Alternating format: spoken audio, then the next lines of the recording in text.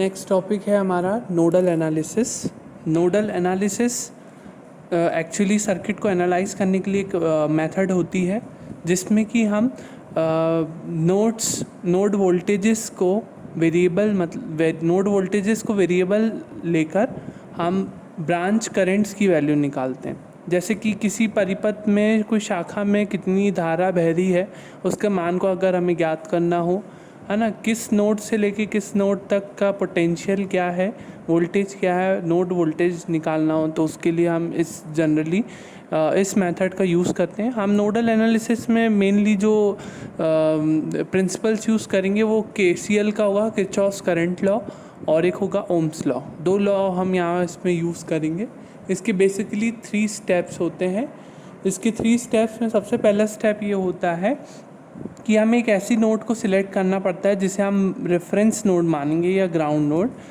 एक ऐसी नोड जिसके रिस्पेक्ट में आप सभी दूसरी नोड का वोल्टेज आप देखेंगे, है ना। मतलब एक पर्टिकुलर पॉइंट होगा और उस पॉइंट से लेके सर्किट में कहीं और जो पॉइंट होगा उस पॉइंट से लेके उस रेफरेंस नोड के बीच का विभवांतर पोटेंशियल क्या है वो देखने के लिए हम एक रेफरेंस नोड सिलेक्ट करते हैं, ग्राउंड नोड।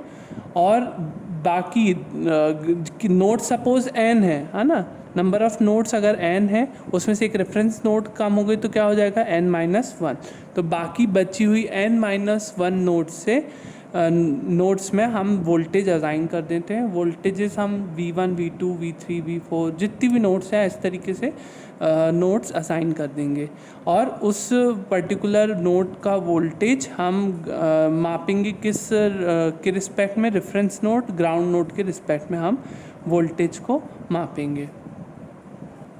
सेकेंड स्टेप होती है हमारी कि जो n-1 नोड्स में हमने वोल्टेजेस लिए हैं उसमें हम ओम्स लॉ, सबसे पहले तो हम KCL लगाएं कि KCL क्या होता है, incoming currents is equal to the outgoing currents equal to the sum of outgoing currents. तो हम वो KCL लगाएंगे, आने वाली धाराओं का योग का मान जाने वाली धाराओं के योग के मान के बराबर होता है। यही KCL हमने पढ़ा था किसी नोड पर, है ना। तो n-1 नोड्स पर, n-1 मतलब रेफरेंस नोड को छोड़कर मतलब बाकी की जितनी भी नॉन रेफरेंस नोड होगी उस पर हमें KCL लगाना है हर नोड पे, और ओम के नियम का उपयोग करते हुए हम उन धाराओं को नोड वोल्टेज के टर्म से लिखेंगे। ओम का नियम के तहत क्या लिखा था आपने, V = IR, तो I को हम जनरली क्या लिख सकते हैं, V/R के फॉर्म में, ठीक है। और उस V/R के फॉर्म में जो हम लिख रहे हैं उसी को हम बोलते हैं branch currents in terms of node voltages, ठीक है। इसके करने के पश्चात हमें बहुत सारी इक्वेशंस मिल सकती है, जैसे कि 2 नोड्स है तो 2 अननोन वोल्टेजेस होगा तो 2 इक्वेशन हो सकती है, और अगर 3 नोड्स है तो 3 अननोन वोल्टेजेस हो जाएंगे, अगर 3 नॉन रेफरेंस नोड है तो 3 अननोन इक्वेशंस हो जाएंगी। तो ऐसी जो अननोन इक्वेशंस आएंगी हमारे पास जिसके नोड वोल्टेजेस हमें नहीं पता होगी उसे हमें सॉल्व करना है और उस नोड वोल्टेजेस की वैल्यू निकालना है। इसके बाद आप आई की वैल्यू, नोड वोल्टेजेस की वैल्यू आ जाएगी तो आपने ब्रांच करेंट्स को नोड वोल्टेज के टर्म्स में लिखा हुआ है तो सारी ब्रांच करेंट्स का भी आपको मान पता चल जाएगा। जनरली रेजिस्टर में जो करंट के फ्लो होने की डायरेक्शन होती है वो हायर पोटेंशियल से लोअर पोटेंशियल की तरफ होती है हमेशा, तो हम जनरली आई को लिखते हैं I = V higher minus V lower.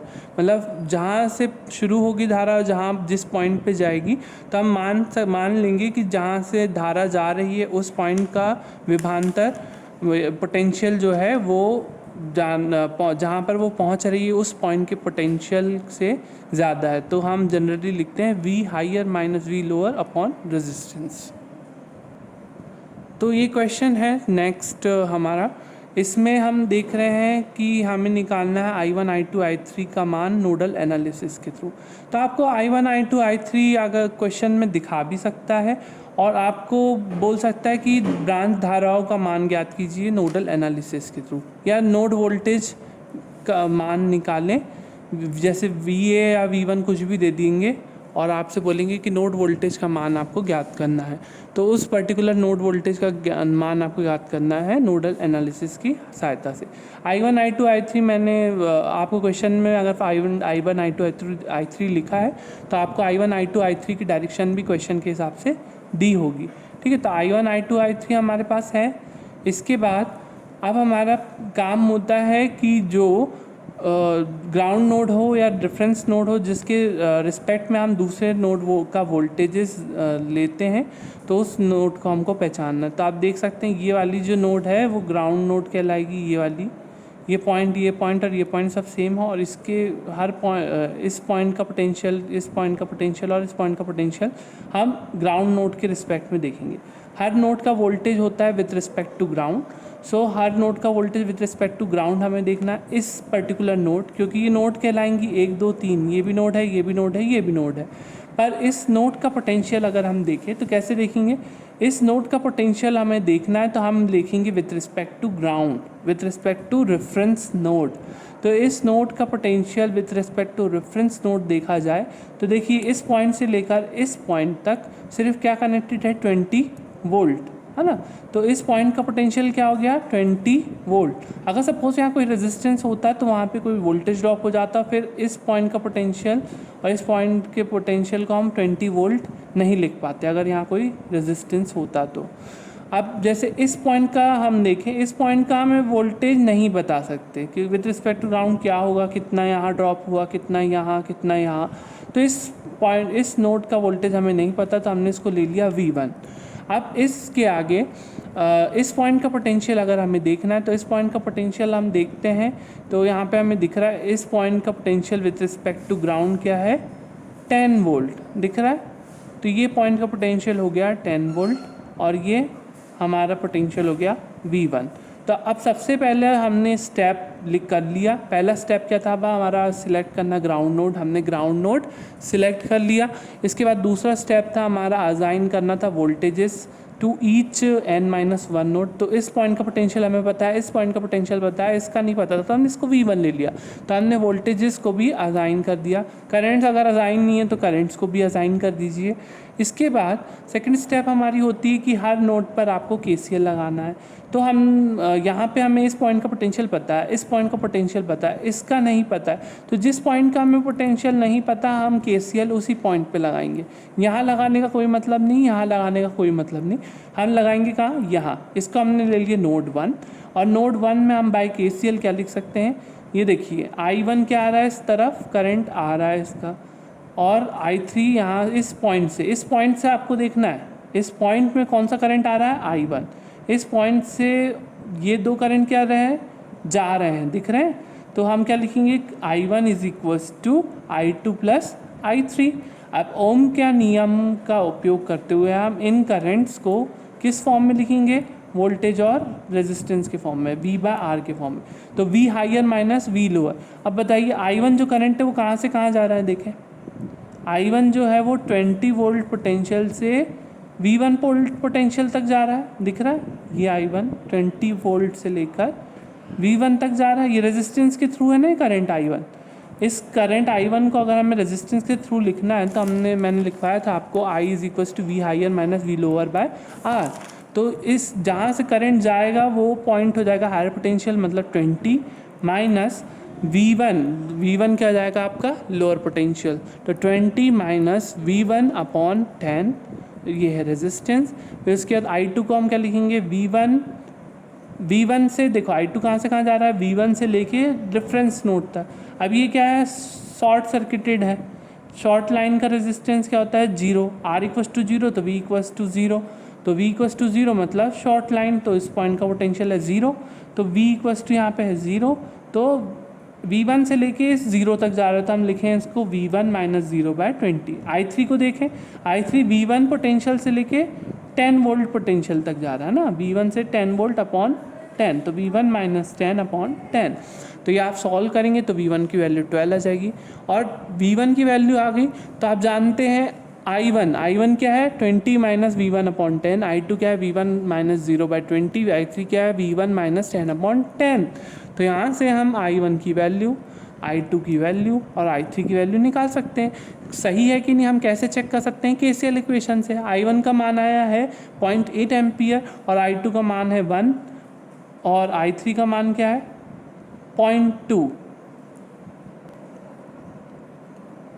तो यहाँ पे I1 क्या है 20 माइनस V1/20 और V1 की वैल्यू सब जगह आप रख दें तो ये 0.8 0.6 0.2 आया। तो अब इसको आप चेक कर सकते हैं। यहाँ पे I1 देखो क्या है 0.8 और I2 क्या है 0.6 और I3 क्या है 0.2। तो 0.6 प्लस 0.2 बराबर से क्या होगा 0.8। तो हमारी ये जो तीनों वैल्यूज़ है वो सही है। आपने क्वेश्चन सही किया है कि नहीं, ये आप KVL KCL के क्वेश्चन को चेक कर सकते हैं। सेकेंड क्वेश्चन है हमारा ये वाला, इसमें हमें ब्रांच करंट्स निकालना है यूजिंग नोडल एनालिसिस। इस केस में भी ब्रांच करंट दिया हुआ था, मतलब आपको धारा नहीं दी हुई थी।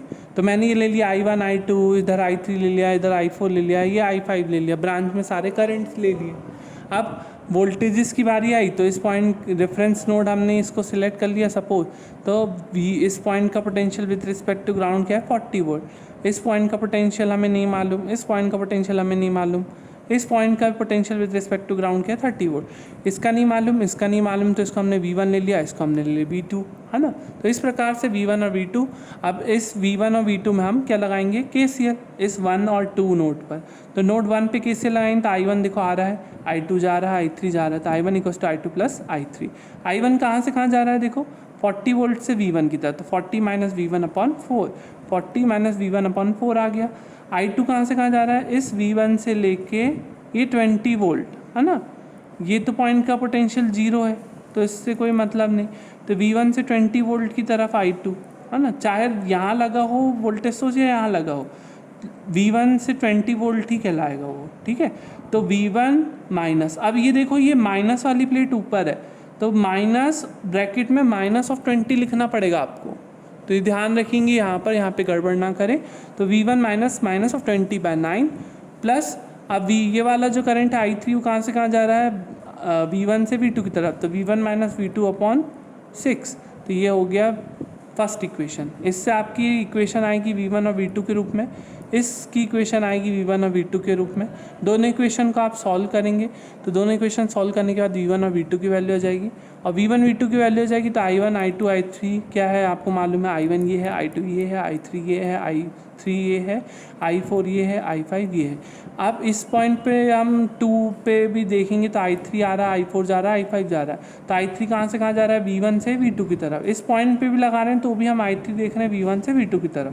तो V1 minus V2/6 equals to I4। I4 कहाँ से कहाँ जा रहा है V2 से 12 की तरफ, तो V2 माइनस 12/5 प्लस I5 कहाँ से कहाँ जा रहा है V2 से 30, तो V2 माइनस 30/3।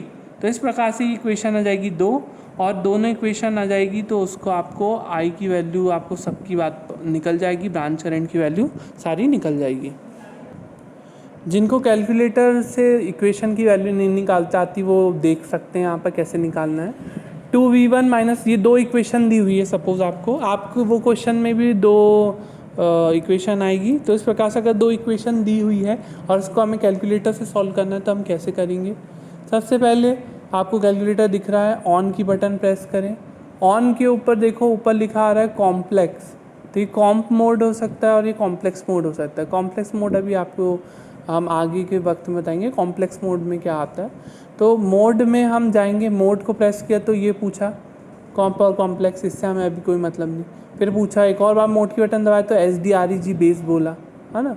फिर उसके बाद एक और बार किया तो EQN और मैट्राइसिस ऑफ वेक्टर 3 ऑप्शन आए। तो EQN इक्वेशन के लिए हम क्या दबाएंगे 1, ठीक है।